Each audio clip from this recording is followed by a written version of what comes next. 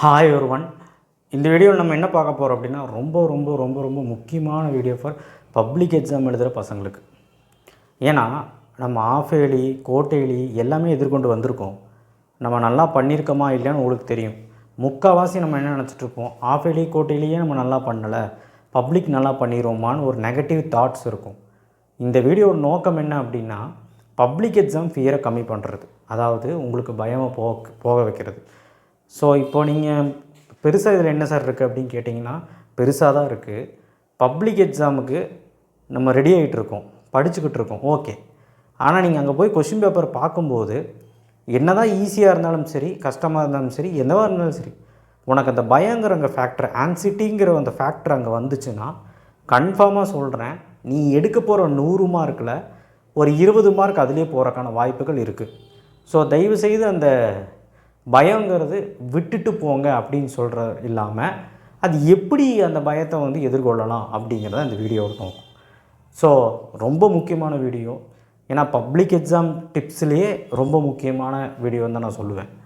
ஏன்னா சும்மா ஒரு பயந்தானே அப்படின்னு சொல்லி இந்த வீடியோவை ஸ்கிப் பண்ணிடாதீங்க, ஓகேவா? என்ன நான் சொல்ல போகிறேனோ ஒரு 5 நிமிஷம் கேட்டுட்டிங்கன்னா உங்களுக்கு யூஸ்ஃபுல்லாக இருக்கும். டெய்லி நீங்கள் அந்த விஷயத்தை பண்ணிட்டு வந்தீங்கனாலே போதுமானது. உங்களுக்கு கண்டிப்பாக வந்து பயங்கிறதே இருக்காது எக்ஸாம் அன்னைக்கு, ஓகே? ஸோ அதனால் பயம்தான் ஃபஸ்ட்டு எதிரி ஃபார் நம்ம மார்க் லோவாகிறதுக்கே. நீங்கள் கஷ்டப்பட்டு படிக்கிறீங்க, ஹார்ட் ஒர்க் பண்ணுறீங்க, ஆனால் மார்க்கே வரல அப்படின்னா பயமும் ஒரு ஃபேக்டர் தான். ஏன்னா கொஸ்டின் பேப்பர் பார்க்கும்போது ஒரு பயம், டென்ஷன் ஆனாலே நமக்கு என்ன ஆகிடும், பாதி மறந்து போகிறதும் இல்லாமல், அங்கே இப்போ ஃபிசிக்ஸ் மாதிரி சப்ஜெக்டில் டெரிவேஷன் போடும்போது பாதியோடு நின்றுச்சுன்னா என்ன ஆகும், முடிஞ்சு போச்சு. மேக்ஸ் மாதிரி சப்ஜெக்டில் பாதி வரைக்கும் போட்டு ஆன்சர் வரல, பாதி ஸ்டேஜில் கொண்டு வந்து ஆன்சர் வரலன்னா, பாதி ஸ்டேஜ்லேயே தப்பாச்சுன்னா ஆன்சர் வராதுன்னு சொல்கிறேன். கெமிஸ்ட்ரி மாதிரில ரியாக்டன்ட் எழுதிட்டு ப்ராடக்ட் எழுதும்போது நமக்கு என்னன்னே தெரியாது, ரியாக்டன்ட்டே மறந்துடும். ஸோ இந்த மாதிரி விஷயங்கள்லாம் எப்படி தவிர்க்கலாம் அப்படிங்கிறது இந்த வீடியோ நோக்கம். சப்ஸ்கிரைப் பண்ணுங்கள், வாட்ஸ்அப் சேனல் லிங்க்கில் வந்து ஜாயின் பண்ணுங்கள், சப்போர்ட் பண்ணுங்கள். வாட்ஸ்அப் சேனல் லிங்க்கில் ஜாயின் பண்ணுங்கள். ஸோ ஃபஸ்ட் ஆஃப் ஆல் நான் சொல்ல போகிற விஷயத்தை நல்லா கேட்டுக்கோங்க. நீங்கள் எப்பவுமே வந்து பார்த்திங்கன்னா ஒரு ஒரு ஒரு ஒரு பழக்கத்தை படிக்கோங்க. காலையில் வந்து ஒரு 5 மணிக்கு எந்திரிக்கணும் அப்படி. இது நான் சொல்லிட்டு தான் இருக்கேன், ஆனால் யாருமே கேட்க மாட்டேறீங்க. ஸோ நீங்கள் காலையில் எந்திரிக்க மாட்டேன், நான் வந்து நைட்டு தான் படிக்கிறேன், காலையில் எவன் படிப்பான், நைட்டு தான் ஃபுல்லாக படிக்கிறேன்னா இட்ஸ் ஓகே, அது உங்களுடைய டேர்ன். பட் நான் என்ன சொல்கிறேன்னா, காலையில் ஒரு 6 மணிக்கு அந்த சூழலில், அந்த 5:30 to 6ங்கிற அந்த சூழல் இருக்குல்ல, அந்த காற்று இதில் வந்து பார்த்திங்கன்னா நீங்கள் அந்த அட்மாஸ்பியரில் உட்காந்து ஒரு வென்டிலேஷன் எங்கேயாவது வர மாதிரி, ஒரு ஜன்னலை திறந்து, ஆனால் வென்டிலேஷன் மட்டும் வந்தால் போதும். நீங்கள் ஃபுல்லாக போய் அந்த பனியில் உட்காரணும்னு அவசியம் இல்லை. ஏற்கனவே குளிர் ஜாஸ்தி. நீங்கள் போய் அங்கே உட்காந்துட்டு கொஞ்சம் வீட்டு ரூம்லேயே ஜன்னலை திறந்து வச்சுட்டு நீங்கள் அந்த வென்டிலேஷனில் உட்காந்துட்டு ஜஸ்ட்டு சமணங்கள் போட்டு உட்காந்துட்டு நீங்கள் என்ன பண்ணுறீங்கன்னா ஒரு 5 to 10 minutes இந்த விஷயத்தை பண்ணுங்கள். கண்டிப்பாக பயம் போயிடும். இது வந்து நான் வந்து 12th படிக்கும்போது நான் பண்ணியிருக்கேன். எனக்கு வந்து பர்சனலாக எக்ஸ்பீரியன்ஸ் ஆகிருக்கு. ஸோ அதை நான் உங்கள்கிட்ட ஷேர் பண்ண தான் வந்தேன். ஃபஸ்ட் ஆஃப் ஆல் நான் உங்களுக்கு அட்வைஸ் பண்ணுறதுக்கு முன்னாடி, நான் ஏதாவது சொல்கிறதுக்கு முன்னாடி இந்த விஷயத்தை சொல்லி முடிச்சிடுறேன். ஏன்னா வீடியோ நிறைய பேர் ஸ்கிப் பண்ணுறாங்க, அதனால தான். ஸோ என்ன அப்படின்னா, நீங்கள் சமணங்கள் போட்டு இந்த முத்திரையில் இந்த இந்த 3 விரல் இருக்குது பார்த்திங்களா, இந்த முத்திரையில் வந்து சமணங்கள் போட்டு இப்படி உட்காந்துருங்க. நம்ம மடி மேலே இந்த 2 கையும் வச்சுக்கோங்க. வச்சுட்டு உட்காந்துட்டு கண்ணை மூடிட்டு ஒரு 5 நிமிஷம் எதை பற்றி யோசிக்காமல் மூச்சு இழுத்து விடுங்க. உடனே விடாதீங்க. ஒரு 2 செகண்ட் அந்த மாதிரி மூச்சு இழுத்து ஒரு 2 செகண்டில் விடுங்க. அந்த மாதிரி பண்ணிங்கன்னா கொஞ்சம் கான்சன்ட்ரேஷன் பவர் அதிகமாகும். ஸோ உங்கள் நோக்கம் எல்லாமே, கவனம் எல்லாமே எங்கேயுமே இருக்கக்கூடாது, இந்த மையப்புள்ளியில் தான் இருக்கணும், இந்த நடுவில், ஓகேவா, இந்த இடத்துல, ஓகே? ஸோ அப்படி ஒரு நோக்கமாக தான் உங்களுக்கு எல்லா நோக்கமும் அந்த இடத்துல தான் இருக்கணும், தவிர வேறு எங்கேயுமே இருக்கக்கூடாது. ஸோ இதை நீங்கள் ஒரு 5 நிமிஷம் பண்ணிவிட்டு அடுத்த 5லேருந்து ஒரு 7 minutes என்ன பண்ணணும் அப்படின்னா, ஒரு மூச்சு பயிற்சி. என்ன அப்படின்னா, நீங்கள் ஃபஸ்ட்டு வந்து ரைட் ஹேண்ட் எடுத்துக்கோங்க. இந்த மூக்கில் வந்து பார்த்திங்கன்னா ரைட் சைடு மூக்கு வந்து பார்த்திங்கன்னா அடைச்சிட்டு இதில் இழுங்க. ஸோ லெஃப்ட் சைடில் இழுத்துட்டு லெஃப்ட் சைட்லேயே விடுங்க. அதே மாதிரி திரும்ப இதே மாதிரி 10 times. அதே மாதிரி இந்த விரல் இருக்குது பார்த்திங்களா, 4வது விரல், அதை நான் வந்து இங்கே வச்சுக்கிட்டு, 4வது விரலுங்கிற பாருங்க, இந்த குட்டி விரலுக்கு இந்த விரலுங்க சொல்ல தெரியல, அதை நான் இங்கே பிடிச்சிக்கிட்டு இந்த லெஃப்ட்டு நோஸில் க்ளோஸ் பண்ணிவிட்டு ரைட்டில் இழுத்து ரைட்லேயே விடுங்க. இது ஒரு 10 டைம். இது மாதிரி பண்ணிவிட்டு அதுக்கப்புறம் மாற்றி திரும்பவும் இங்கே வந்து ரைட்டில் க்ளோஸ் பண்ணிவிட்டு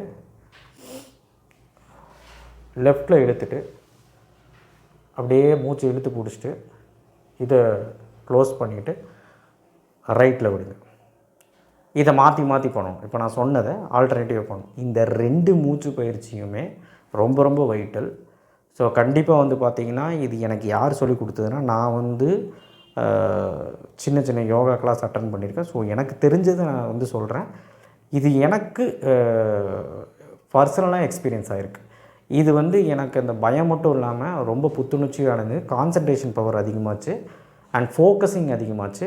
எனக்கு டிஸ்ட்ராக்ஷன் வரல அதிகமாக. இந்த ஃபோன் நோண்டுறது, இந்த ரீல்ஸ் பார்க்குறது, இந்த தேவையில்லாத விஷயங்களை கவனம் செலுத்துறது, இந்த மாதிரி டிஸ்ட்ராக்ஷன் வரல. ஸோ இந்த மாதிரி விஷயங்கள்லாம் வந்து பார்த்திங்கன்னா இதில் ஜெயிச்சு வரலாம். ஸோ இந்த விஷயத்தை கொஞ்சம் பண்ணுங்கள். அண்ட் ரொம்ப முக்கியமான விஷயம், நான் எப்போவுமே எல்லா வருஷமும் சொல்கிறது, நீ வந்து என்ன பண்ணணுன்னா ஒரு 2 கரண்டி, சின்ன கரண்டி இல்லை சின்ன டீஸ்பூன், 2லேருந்து 3 டீஸ்பூன் இல்லை சின்ன கரண்டியில் தேங்காய் எண்ணெய் நல்லெண்ணெயும் எடுத்து வாயை கொப்பளிச்சு, வாயில் போட்டு காகுல் பண்ணிட்டு ஒரு 10 நிமிஷம் நல்லா காகுல் பண்ணிட்டு அப்புறம் துப்புங்க. இது வந்து காலையில் ரெகுலராக அந்த டைமில் பண்ணிட்டு வந்தீங்க அப்படின்னா கன்ஃபார்மாக சொல்கிறேன், ஒரு புத்துணர்ச்சி உண்டாகும், உங்களுக்கு ஒரு ஆக்டிவேஷன் உண்டாகும். ஃபேனுக்கு கீழே உட்காந்து படித்தா கூட தூக்கம் வராது, அந்தளவுக்கு ஒரு ஆக்டிவாக இருப்பீங்க. இது வேணால் நீங்கள் ஒரு 3 நாள் பண்ணி பாருங்கள், உங்களுக்கு ஒரு சேஞ்சஸ் தெரியும். ஸோ இந்த விஷயத்தை நீங்கள் பண்ணால் பயம் போயிடுமான்னு கேட்டால் அது ஒரு விஷயம். 2வது நம்ம மனசுக்குள்ளே இருக்கிறது. இப்போது என்ன தான் நீ வந்து அந்த எக்ஸசைஸ் பண்ணி பயம் போகாதவன்லாம் இருக்கான், அவனுக்கு நான் சொல்கிறது ஒன்று தான். நீ வந்து உன்னை நம்பி போகிற, நீ எவனையும் நம்பி போகல. உன்னோட திறமை நம்பி, உன்னுடைய மூளையை நம்பி, உன்னுடைய மனசை நம்பி, உன்னுடைய படிப்பை நம்பி நீ படித்ததை வச்சு நீ போயிருக்க. யாரையும் நம்புறதில்ல, யாரையும் நீ வந்து இது பண்ணி போகிறதில்ல. யாரை டீமோட்டிவேட் பண்ணாலும் அது ஒதுக்கிடு. நீ வந்து அப்படி நினச்சி நான் இவ்வளோ கஷ்டப்பட்டு படிச்சிருக்கேன், அதை நான் போய் எழுத போகிறேன்னு சொல்லிட்டு தைரியமாக இரு. அப்படி தான் என்னால் சொல்ல முடியும். தைரியமாக இரு. நான் கஷ்டப்பட்டு படிச்சிருக்கேன், நான் கஷ்டப்பட்டு உழைச்சிருக்கேன், நான் ஹார்ட் ஒர்க் பண்ணியிருக்கேன் அப்படிங்கிற அந்த தைரியம் இருந்தாலே கன்ஃபார்மாக வந்து நம்மளால் எக்ஸாமில் வந்து ரொம்ப ரொம்ப கான்ஃபிடண்ட்டாக எழுத முடியும். இந்த விஷயத்தை மனசில் வச்சுக்கோங்க. கன்ஃபார்மாக யாருக்குமே என்ன சொல்கிறது பயங்கிறது வராது. ஏன்னா ஆன்சிட்டி வந்துச்சுன்னா ஃபஸ்ட்டு 1 மார்க் எடுத்தோன்னே பார்க்கும்போது நம்ம கொஷின் பேப்பர் லெவல் எப்படி இருக்கும்னு நான் ஃபஸ்ட்டு சொல்லிடுறேன். கொஷின் பேப்பர் லெவல் பப்ளிக் எக்ஸாமில் 10த்துக்கும் 12த்துக்கும் 90% ஈஸியாக தான் கேட்பாங்க. ஆனால் சும்மா ஒரு பேச்சுக்கு சொல்லுவாங்க 75% ஈஸி, 15% சோதிக்கிறதுக்கு, ஒரு 10% to 5% கஷ்டமாக கேட்குறேன் அப்படின்னு. உண்மையான விஷயந்தான் அது. ஆனால் நீங்கள் பார்த்தீங்கன்னா 90% உங்களுக்கு தெரிஞ்ச கொஷினாக தான் இருக்கும். நீங்கள் இத்தனை நாள் படித்த கொஷினாக இருக்கும், குவார்ட்டர்லி ஆஃபரில் வந்த கொஷினாக இருக்கும், ப்ரீவியஸ் இயர் கொஷினில் வந்ததாக இருக்கும். ஸோ அதனால் பயப்படணும்னு அவசியம் இல்லை, நீங்கள் பார்த்த கொஷின்ஸாக தான் இருக்கும். ஆனால் ஒரு 10 மார்க் மட்டும் கொஞ்சம் புதுசாக இருக்கும். ஏன்னா உங்களை தூண்ட வைக்கிறாங்க. அண்ட் ஆல்சோ சென்டம் அடிக்கக்கூடாதுன்னு சொல்லிட்டு சில விஷயங்கள் பண்ணுவாங்க. உங்களை சோதிக்கணும்ல, எல்லாருமே ஈஸியாக சென்டம் எடுத்துகிட்டு எப்படி. ஸோ அதுக்காக இந்த விஷயத்தை பண்ணுறாங்க. தவிர யார் மேக்ஸு, சயின்ஸு, சோஷியலு, இல்லை வந்து maths, physics, chemistry, accounts, commerce, economics எதுவாக இருந்தாலும் உன்னால் வந்து ஒரு கன்ஃபார்மாக உன்னால் 90% ஈஸின்னு என்னால் சொல்ல முடியும். டஃப்னு ஏன் சொல்கிறீங்க அப்படின்னு உங்களுக்கே தெரியும். ஒருவேளை அந்த லெசனை ஸ்கிப் பண்ணியிருப்பீங்க, அந்த லெசன்லேருந்து ஒரு கொஷின் வருது, ஆப்ஷனில் எழுத முடியாமல் போயிடுச்சு அப்படின்னா கண்டிப்பாக டஃப்புங்கிறீங்க. அது பேர் டஃப்பு கிடையாது.